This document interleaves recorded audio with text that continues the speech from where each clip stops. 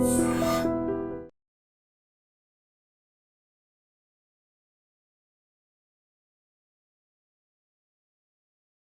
Gold trusted gold buyers. మీరు తాకట్టు పెట్టిన బంగారాన్ని విడిపించి ఈ రోజు ఉన్న మార్కెట్ ధరకు కొనబడను. మన సంగతులు ఊరందరికీ తెలిసేదాకా మందాక రావు. ఒకసారి వెళ్ళి మందలించిరా. చిచి వెధవ బ్రతికైపోయింది. ఓ సుఖం లేదు, సంతోషం లేదు. ఈ శనిగ్రహం ఏడుపుతోను మాయగారి వంటతోనూ నా ప్రాణాలు పోతున్నాయి. ఏయ్ నోర్మై నోర్మై, ఎందుకలా ఏడుస్తున్నావు? ఎందుకు ఏడుస్తున్నావు? నిన్ను కొట్టేనండి చూడు. చాలా తాలేవే బడాయి. నోరులేని ప్రస్తుతానికి నీ బెదిరింపులు తెలుస్తాయా? నోరెందుకు లేదు? పెంకులు ఎగిరిపోయేలా ఏడవడానికి పెద్ద నోరేసుకుని మరీ పుట్టింది. శని శని శనిగ్రహం అని. నోర్మై, ప్రస్తుతాన్ని పట్టుకుని శని శని అంటావు. బుద్ధి లేదు నీకు? ఆడదన్న తర్వాత కాస్త ఓర్పు సహనం ఉండాలి. కానీ అవతల బారేస్తే ఎదుగుతారా? నేను నీలాగే చిరాకు పడి ఉంటే ఇంత దాని అయ్యేదానివే. నేను దీనిలాగే ఏడ్చుంటే నీకు తెలిసేది. ఏడవలేదే పాపం, పక్క నవ్వుతూ ఉండేదానివి. దీనికంటే ఎక్కువే గొడవ చేసేదానివి. సర్లే, దీనికి పాలు పెట్టి నిద్రపుచ్చుతాను. వంట నాకు వచ్చి తీసుకెళ్ళు. అమ్మయ్యా రక్షించావు. అమ్మా సాయంత్రం దాకా తీసుకురాకు. పీడ వదిలింది. జానకమ్మ గారు, వస్తున్నా. జానకమ్మ గారు. ఏమిటి రావుడు ఇలా వచ్చావు? చిన్నబాబు గారి గురించి మీతో చెబుదామని వచ్చానమ్మా. ఏమిటో చెప్పు. పెద్దబాబు గారు పోయిన కాడి నుంచి చిన్నబాబు గారి పరిస్థితి ఏం బాగులేదమ్మా. 24 గంటలు తాగుతూ సరిగ్గా భోజనం కూడా చేయటం లేదమ్మా. మీరైనా వచ్చి కాస్త మందలించండి అమ్మా. నాకు తెలుసు జానకి, నువ్వు వస్తావని తెలుసు, నన్ను ఇలా అడుగుతావని తెలుసు. నేను తాగుడు మానేయాలి, పెళ్లి చేసుకోవాలి, అంతేగా? అవును. నిన్నొక ప్రశ్న అడుగుతాను, సమాధానం చెప్తావా? ఏమిటది? నువ్వు సుఖంగా సంతోషంగా కాపురం చేస్తున్నావా? నిజం చెప్పు. నాకు తెలుసు నువ్వు చెప్పలేవు. నిన్ను నువ్వు మోసం చేసుకుని అబద్ధం చెప్పలేవు. నీ కాపురం సుఖంగా లేదు. సందర్భం వచ్చింది కాబట్టి ఒక నిజం చెప్తాను. ఈ నిజం ఆ రోజే నేను నీకు చెప్పగలిగుంటే మన ఇద్దరి జీవితాలు వేరే విధంగా ఉండేవి. జానకి, నిన్ను నేను మనస్ఫూర్తిగా ప్రేమించాను. అంతేకాదు, ఈ రోజుకి ప్రేమిస్తూనే ఉన్నాను. చిన్నబాబు, ఏమిటిది? నువ్వు మాట్లాడేదేమిటో నీకు తెలుస్తుందా? నేను పెళ్ళైన దాన్ని, నాతో ఇలా మాట్లాడకూడదు. జానకి, నేను నిజం చెప్తున్నాను. నిజం చెప్పడానికి కూడా కొన్ని హద్దులుంటాయి. అవన్నీ ఆలోచించబట్టే నువ్వు నాకు తక్కకుండా పోయావు. ఆ పెళ్లి చేసుకుని నువ్వు సుఖపడింది లేదు. నువ్వు లేని నా జీవితానికి ఏ సుఖం లేదు. ఇక ఈ జీవితాలు ఇంతేనా? ఇంతే. ఇంతకన్నా చేసేదే ఉంది. ఉంది. దానికి మరో మార్గం ఉంది. చేస్తావా? ఏమిటిది? నాతో వచ్చేయి. ఎక్కడికైనా పోయి సుఖంగా బ్రతుకుదాం.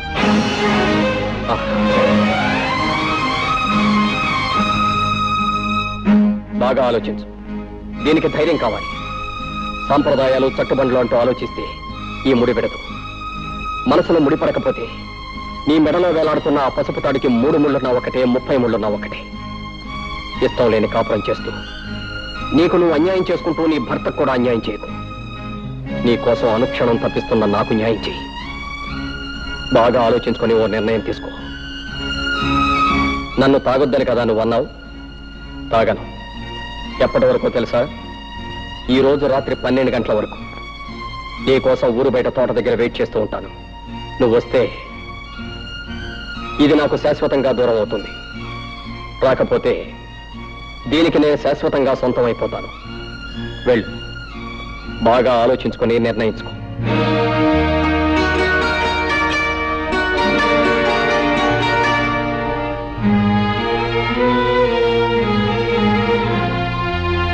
ఆవు జానకి, మురళి నీతో మాట్లాడినంత విన్నాను. కంగారు పడకు, నేనెవరికి చెప్పను. నువ్వు నన్ను చీడ పురుగని పేడ పురుగని చాలాసార్లు అన్నావు. నేనెప్పుడు ఫీల్ అవ్వలేదు, అవ్వను. ఎందుకంటే నిజానికి నేను పట్టు పురుగు లాంటి పురుషుణ్ణి. పట్టుదారులు లాంటి అందమైన ఐడియాలు ఇస్తాను. నీకు మంచి సలహా చెప్తా విను. మురళి నేను అడిగినంటూ తప్పేమీ లేదు. నువ్వు అతను కూడా వెళ్ళిపో. ఏమిటి ఏమిటి నువ్వు అనేది? అవును, మన పురాణాలు తిరిగే చూడు ఎన్ని ఉదాహరణలు ఉన్నాయో. బృహస్పతి భార్య తార తన భర్త దగ్గర చదువుకోవడానికి వచ్చిన చంద్రుడితో లేచిపోయింది. ఆవిడ్ని పతివ్రత కాదన్నారా ఎవరన్నా? రాముడు కాలు తగిలి మళ్ళీ మనిషి అయిపోయిన అహల్య కథ మనందరికీ తెలుసు. ఆవిడ్ని పతివ్రత కాదన్నారా ఎవరన్నా? 5గురు భర్తల్ని సుఖపెట్టిన ద్రౌపదిని నువ్వు పతివ్రత కాదు అంటానికి ఈ దేశంలో దమ్ముందా ఎవరికన్నా? అంచేత మురళి అడిగిందంటూ తప్పేమీ లేదు. నువ్వు అతను కూడా వెళ్ళిపో. వ్యవసాయం చేసే మొగుడు, ఎప్పుడు ఏడ్చే పిల్ల, ఇదంతా ఓ పేడకల్లా మర్చిపో. ఈ బంధాలన్నీ తెంచుకుని స్వేచ్ఛగా ఎగిరిపో.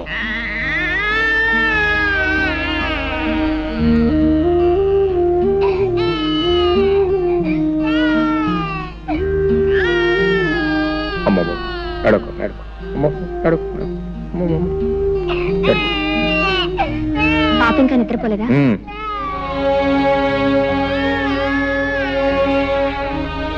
నువ్వు ఫోన్ చేసావా? నా భోజన సంగతి నీకెందుకు, నువ్వు వెళ్ళి ఫోన్ చేయి. నాకు ఆకలిగా లేదు. నీ ఇష్టం.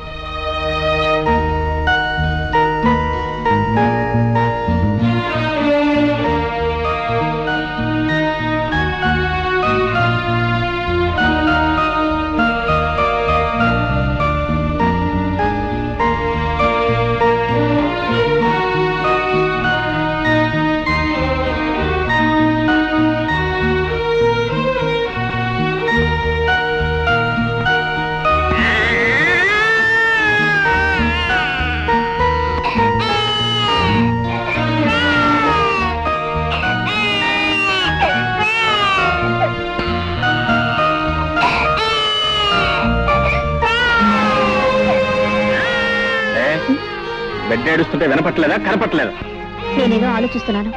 అయినా దానికి పనే ఉంది, ఏడవడం తప్ప. నర్మయ్, బిడ్డ కాస్త కదిలితేనే ఎంత నిద్రలో ఉన్న తల్లి కూడా ఉలిక్కి పెళ్లి వేస్తుంది. అలాంటిది కన్న బిడ్డ కళ్ళ ముందే ఒక్కపట్టి ఏడుస్తుంటే కదలకుండా మెదలకుండా రాయిలో కూర్చున్నావే. నువ్వు ఒక ఆడదానివేనా? నువ్వు ఒక తల్లివేనా? ఇప్పుడు ఏం కోపం మునిగిందని ఆ కేకలు? ఏదో ఆలోచనలో ఉండి పట్టించుకోలేదు. అవునే, నువ్వేది పట్టించుకున్నావు, ఎప్పుడు పట్టించుకున్నావు? కన్న పెట్టికి ఒక్క పూట ప్రేమతో పాలిచ్చావా? లేదు. కట్టుకున్న మొగుడు నాకు ఒక్క పూట శ్రద్ధగా భోజనం పెట్టావా? లేదు. నీకు ఈ మొగుడు అక్కర్లేదు, ఈ సంసారం అక్కర్లేదు, ఏది అక్కర్లేదు. నీ ఆలోచనలు వేరు, ఆశలు వేరు, నీ కళ్ళే వేరు. అవును అవును అవును, నా ఆలోచనలు, ఆశలు, కళలు అన్ని వేరు. నిన్ను పెళ్లి చేసుకుని నేను సుఖపడిందేమిటి? గొడ్లకు నీళ్లు పెట్టడం, రోజు నీకు పొలానికి భోజనం తీసుకురావడం, 24 గంటలు ఏడ్చే సినిముడని లాలించడం, అంతేగా? నిజం చెప్తే ఎందుకు అరుపులు? నేనెంత చెప్పినా వినకుండా నీకిచ్చి పెళ్లి చేసి నా గొంతు కోసారు. తప్పు నీది కదే, తప్పంతా నాది. నీకు నా మీద ప్రేమన్నా లేకపోయినా నీ మీద నాకున్న ప్రేమ కొద్దీ నెత్తిని పెట్టుకుని ఊరేగాను చూడు, అది నేను చేసిన తప్పే. నీ పెంకితనాన్ని, మంకుతనాన్ని నువ్వు ఏనాటికైనా మార్చుకోలేకపోతావు ఆశపడ్డాను చూడు, అది నేను చేసిన తప్పు. జానకి, మగాన్ని దేవుడిగా మార్చినా పశువుగా మార్చినా ఆడదే కారణం. నువ్వు నన్ను దేవుడిగా మార్చే శక్తి నీకు ఎలాగూ లేదు. కనీసం పశువుగానే మార్చదు. పశువుగా నేను మార్చేదేమిటి? పశువుగానే పుట్టావు, పశువుల్లోనే పెరిగావు, పశువుల్లోనే ప్రవర్తిస్తున్నావు.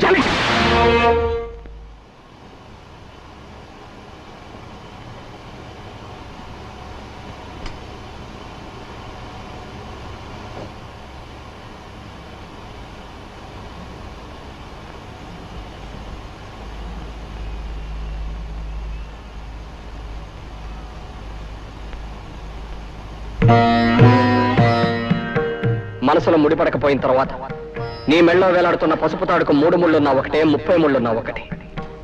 ఇష్టం లేని కాపురం చేస్తూ నీకు నువ్వు అన్యాయం చేసుకుంటూ నీ భర్తకు కూడా అన్యాయం చేయకు. నీ కోసం అనుక్షణం తప్పిస్తున్న నాకు న్యాయం చేయి. పురాణాలు తిరగేస్తుడు బృహస్పతి భార్య తారేం చేసి భర్త దగ్గర చదువుకోవడానికి వచ్చిన చంద్రుడితో లేచిపోయింది. ఆవిడ్ని పతివ్రత కాదన్నారా ఎవరన్నా? వ్యవసాయం చేసే మొగుడు, ఎప్పుడు ఏడ్చే పిల్ల, ఇదంతా పేడకల్లా మర్చిపోయి అన్నంతో వెళ్ళిపోయింది. నీ కోసం ఊరు బయట గుడి దగ్గర వెయిట్ చేస్తూ ఉంటాను. నువ్వు వస్తే ఇది నాకు శాశ్వతంగా దూరం అవుతావు, రాకపోతే దానికి నేను శాశ్వతంగా సొంతం అయిపోతాను. వెళ్ళు, బాగా ఆలోచించి నిర్ణయించు, బాగా ఆలోచించి నిర్ణయించు, బాగా ఆలోచించి నిర్ణయించు. నా కోసం వచ్చే, నా కోసం వచ్చే, నా కోసం వచ్చే.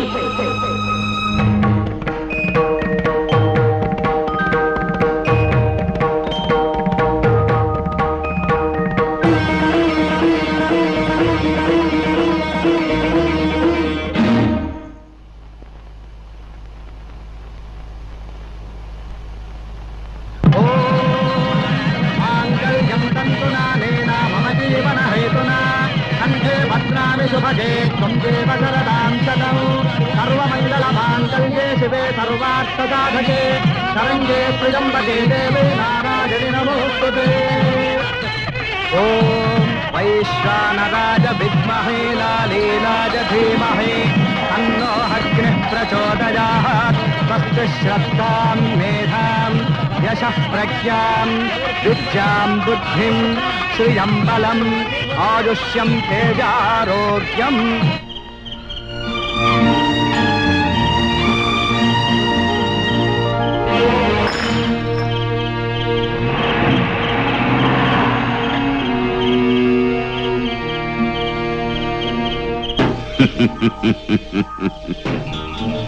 ఒరేయ్ నరసింహం, నీ కూతురు నాకిచ్చి పెళ్లి చేయరా అంటే నా కూతురు జాతిరత్నము, నువ్వు గులకరాయివి, నన్ను హేళన చేస్తావా?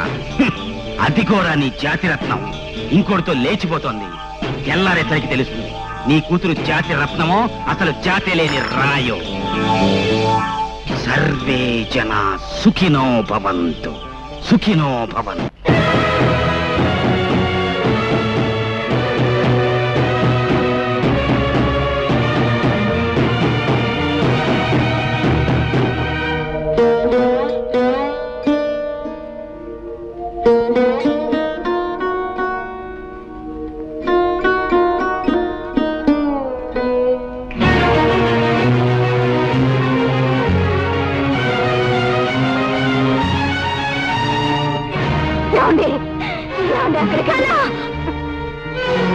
శివశివనం లాంటి మన వంశంలో పుట్టిన ఆ గంజాయి మొక్క నరికేసే వరకు నాకు మనశ్శాంతి ఉండదు. వద్దండి, ఆ గంజాయి మొక్కని కన్నా పాపానికి ముందు నన్ను చంపి తర్వాత దాని ప్రాణం తీయండి.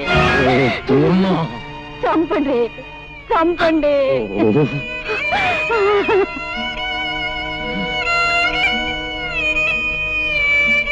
మీరు దేవుళ్ళ, మీకు రోజు మేము పూజలు పునస్కారాలు. ఆకలితో ఉన్నవాడికి అన్నం పెట్టి, అవసరాల్లో ఉన్న వాళ్ళని ఆదుకుని, కష్టాలలో ఉన్న వాళ్ళ కన్నీళ్లు తుడిస్తే మీరు ప్రసన్నులై మీ చల్లని దీవెనలు నాకు అందజేస్తారనే నమ్మకంతో బ్రతుకుతున్న మనిషిని నేను. నేను ఎప్పుడు ఎవరికి ఏ పాపం చేశానని ఇంత శిక్ష విధించారు? మీరు కరుణామయుల కష్టాయి వాళ్ళ.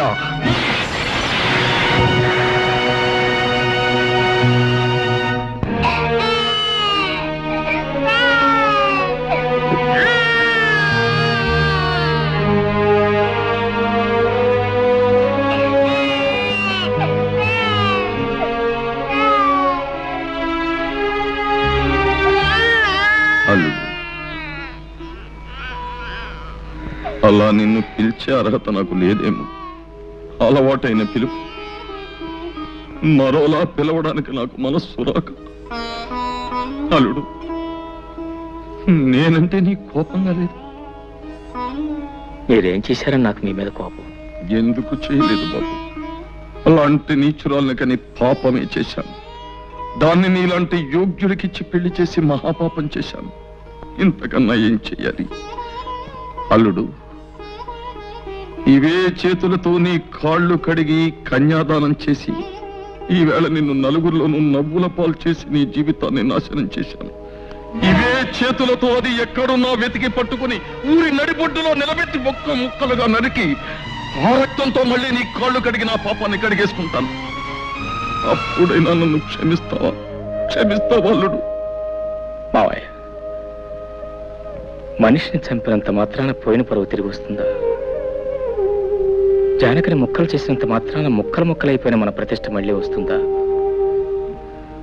మనల్ని కాదని వెళ్ళిపోయిన వాళ్ళ గురించి ఆలోచించటం, ఆవేశపడటం అనవసరం మావయ్య. మనం చేయగలిగింది ఒక్కటే, ఆమెను మర్చిపోవటం.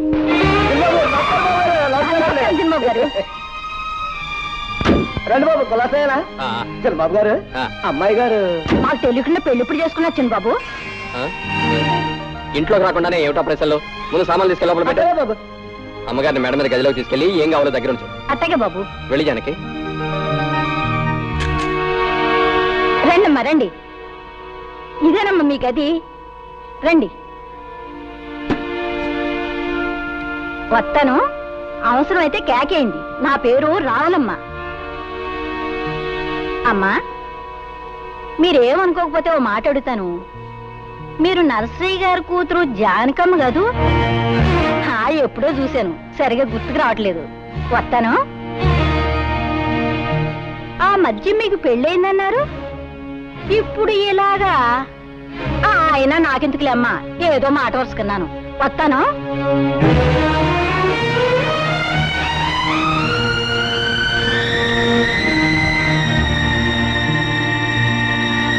అయితే ఎంతగా అమ్మాయి ఎవరంట? బాగానే ఉంది వరుస. రామాయణం అంతా విని రాముడికి సీత ఏమవుతుందన్నట్టుంది.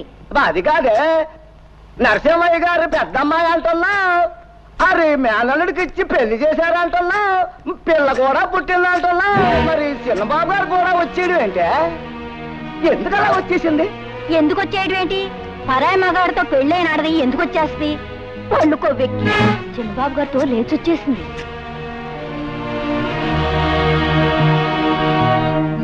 లేటు వెంకట్రావు గారి కుమారుడు రాంబాబు భార్య నరసింహం గారి కూతురు, అంటే నా కూతురు జానకి భర్తను వదిలి మురళి అనే వ్యక్తితో లేచిపోయినందున ఈ గ్రామ కట్టుబాటును అనుసరించి జానకిని గ్రామ బహిష్కారం చేయడమైనది.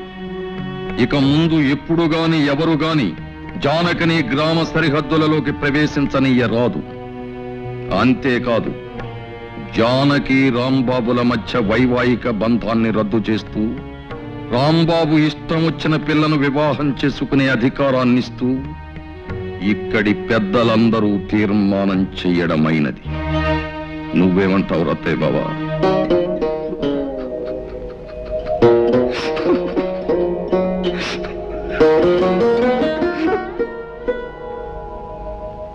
గురుగారు, నాకు చిన్న అనుమానం. అవకాశం ఇచ్చాను, అడుక్కో. జాతిరత్నం అంటే ఏంటి గురుగారు? జాతిరత్నం అంటే కట్టుకున్న మొగుణ్ణి వదిలేసి పరాయి మొగాడితో లేచిపోయే కుల స్త్రీ. ఆవేశానికి ఇది సమయం కాదు. నా మాట పెట్టు.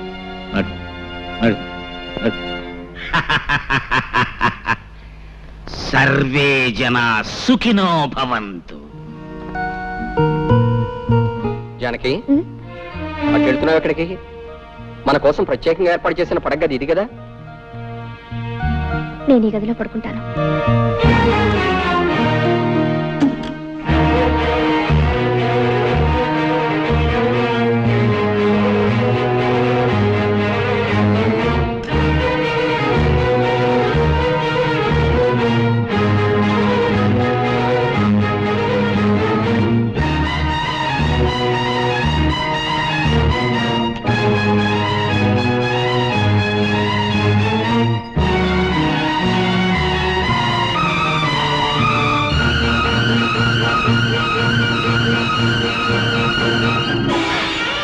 అయ్యా, పసుతాడంటే ఓ మగాడు తన పరువుని, ప్రతిష్టని, గౌరవాన్ని పసుతాడుగా మెడలో వేస్తున్నాను. నీ పవిత్రమైన ప్రవర్తనతో నా గౌరవం కాపాడే బాధ్యత నీ మీద పెడుతున్నాను అని.